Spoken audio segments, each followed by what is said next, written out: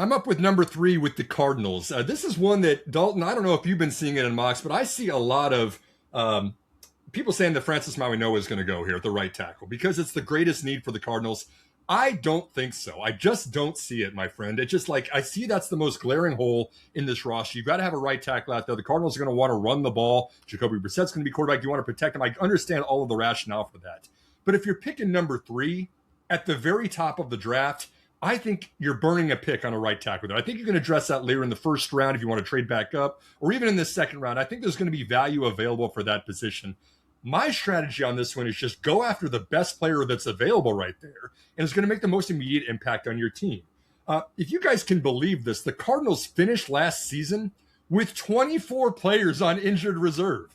I mean, it was basically a direct line from the field to the ER, because so many players were just getting banged up, and it was tough for the Cardinals to actually fill these positions. We know that they've drafted defensive line talent in previous drafts. Walter Nolan comes in last year. Darius Robinson the year before that, who in 2 years as an edge rusher has only gotten 2 sacks on the quarterback. You've got to do something about that defensive front. I think the Cardinals at this point and the number 3 pick are going to go with David Bailey, the edge out of Texas Tech. Great finisher. We know that he was very productive throughout his college career. I think that he's going to immediately bring juice to this team. Maybe not the perfect scheme fit, and I'd love to hear your thoughts on this, Big Dalton. They tend to run more of a 4-3. I think of him more of as a 3-4 outside linebacker, but I do think he would be an immediate contributor for defense that needs a lot of help right now.